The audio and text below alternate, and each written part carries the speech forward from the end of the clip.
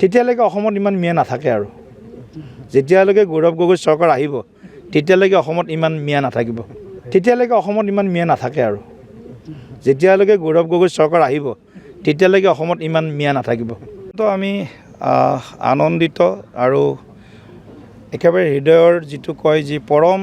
শান্তি যিটো কোৱা হয় প্ৰশান্তি এটা প্ৰশান্তিৰ অনুভৱ হৈছে আৰু শ্ৰীমন্ত শংকৰদেৱ গুৰুজনাৰ পবিত্ৰ জন্মস্থান এই বৰদোৱা থানত আৰু এই বৰদোৱা থানৰ সমীপতেই নৱৰূপত অহা 29 ডিচেম্বৰ তাৰিখে জিলিকি উঠিব শ্ৰীমন্ত শংকৰদেৱ গুৰুজনাৰ আৱিৰ্ভাৱ এই ক্ষেত্ৰ গতিকে আমি সেই দিনটোলৈ সেই মুহূৰ্তলৈ বাট চাই আছোঁ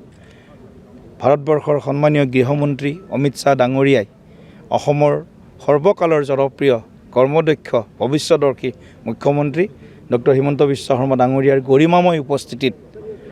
এই প্ৰকল্প আনুষ্ঠানিকভাৱে শুভ উদ্বোধন কৰিব গতিকে আমি আজি ইয়াৰ প্ৰস্তুতি আৰু গৃহমন্ত্ৰী ডাঙৰীয়াৰ যি এখন ৰাজহুৱা সভা হ'ব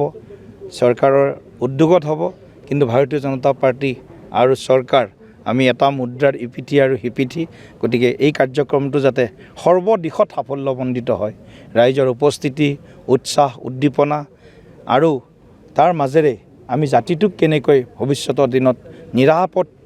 কৰি গঢ়ি তুলিব পাৰোঁ আমাৰ কৃষ্টি সভ্যতা সংস্কৃতি জাতি মাটি ভেটি কেনেকৈ আমি আমাৰ হাতত ভৱিষ্যতৰ দিনত সুৰক্ষিত কৰি ৰাখিব পাৰোঁ সেই চিন্তাৰে চৰকাৰে বিভিন্ন পদক্ষেপ লৈছে ডক্টৰ হিমন্ত বিশ্ব শৰ্মা ডাঙৰীয়াই বা ইয়াৰ পূৰ্বতো সোণোৱাল ডাঙৰীয়াইও জাতিটোক বচাবৰ কাৰণে বিভিন্ন পদক্ষেপ লৈছে আৰু তাৰ প্ৰতিফলন তাৰ প্ৰতিচ্ছবিবিলাক আমি নিশ্চয় আমাৰ চকুত আজি দেখিবলৈ পাইছোঁ যে এটাৰ পিছত আনটো পদক্ষেপে আমাৰ কৃষ্টি সংস্কৃতি সভ্যতাকো সুৰক্ষিত ৰাখিছে কেৱল সুৰক্ষিত ৰখাই নহয় এইসমূহৰ সংৰক্ষণ আৰু সংবৰ্ধন প্ৰচাৰ আৰু প্ৰসাৰ ইয়াতো গুৰুত্ব আৰোপ কৰিছে কেৱল ৰাস্তা বনাইছে দলং বনাইছে হস্পিটাল বনাইছে স্কুল বনাইছে কলেজ বনাইছে ইয়াতে সীমাবদ্ধ নহয় যে আমাৰ য'ত পৰিচয় আমাৰ পৰিচয় ক'ত জাতিটোৰ পৰিচয় ক'ত কৃষ্টি সংস্কৃতি পৰম্পৰাই হৈছে জাতিটোৰ পৰিচয় গতিকে এই কৃষ্টি সংস্কৃতি পৰম্পৰাৰ সংৰক্ষণৰ বাবে আমি যি চৰকাৰে যি পদক্ষেপ এটা এটাকৈ লৈছে তাৰ বাবে আজি আমি সাহসেৰে আমাৰ পবিত্ৰ অসম ভূমিত গুৰুজনাৰ পবিত্ৰ জন্মস্থান বৰদোৱা থানত আজি মূৰ তুলি আমি ক'ব পৰা হৈছোঁ যে ইয়াত গুৰুজনাৰ সৃষ্টিৰাজি বা অসমীয়া জাতিটোৰ যিটো প্ৰাণস্পন্দন যাক কোৱা হয় সাংস্কৃতিক প্ৰাণস্থলী এই বৰদোৱা থান ইয়াত আহিলে দেশ বিদেশৰ মানুহে অনুভৱ কৰিব পাৰিব আধ্যাত্মিক পৰ্যটনৰ মানচিত্ৰত এয়া অন্তৰ্ভুক্ত হ'ব আৰু আহি অনুভৱ কৰিব পাৰিব যে আমাৰ অসমতো আজিৰ পৰা হয়তো 570 বছৰ আগত 1449 চনত অসমত নৱবৈষ্ণৱ ধৰ্মৰ প্ৰৱৰ্তক শ্ৰীমন্ত শংকৰদেৱ গুৰুজনাই এই পবিত্ৰ স্থানতেই তেখেতৰ আৱিৰ্ভাৱ হৈছিল বা জন্ম হৈছিল গতিকে এইবিলাক বাৰ্তা আমি বিশ্বমঞ্চত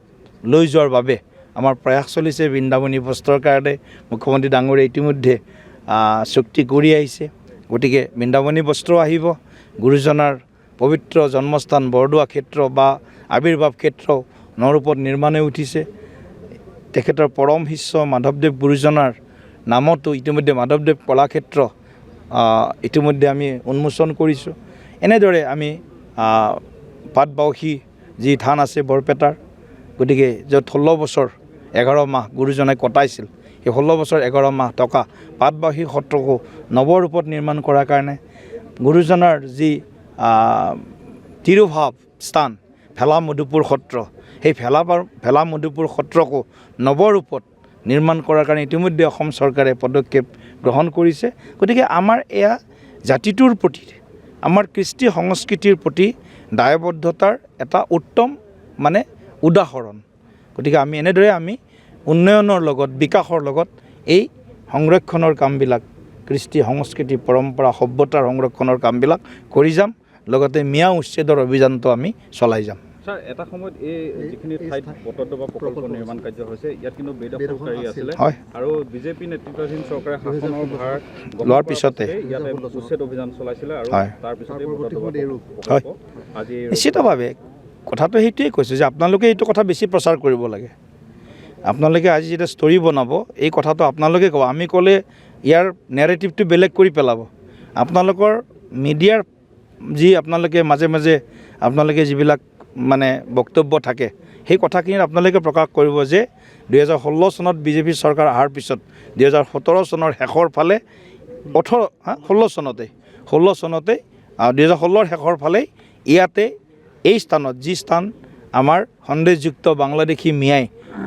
দখল কৰি আছিল বা বেদখল কৰি আছিল, এই স্থান সেই চৰকাৰৰ প্ৰথম কাৰ্যকালতে আমি মুক্ত কৰিবৰ কাৰণে চেষ্টা কৰিছিলোঁ আৰু মুক্ত কৰিছিলোঁ। আৰু এই মুক্ত হোৱা স্থানত দখলমুক্ত এই মিয়াই দখল কৰি যোৱা স্থানতেই আমি ইয়াত আজি পবিত্ৰ আমি শ্ৰীমন্ত শংকৰদেৱ গুৰুজনাৰ আৱিৰ্ভাৱ ক্ষেত্ৰ বা আমি এটা বিশেষ ক্ষেত্ৰ আমি নিৰ্মাণ কৰিবৰ কাৰণে আমি সফল হৈছোঁ। গৌৰৱ গগৈয়ে কয় আকৌ যেতিয়া হেৰি হ'ব এইটো কংগ্ৰেছ চৰকাৰ আহিব তেতিয়া উচ্ছেদ হোৱা জেগাত আকৌ তেওঁলোকে বহাই দিব। তেতিয়ালৈকে অসমত ইমান মিয়া নাথাকে আৰু যেতিয়ালৈকে গৌৰৱ গগৈ চৰকাৰ আহিব তেতিয়ালৈকে অসমত ইমান মিয়া নাথাকিব।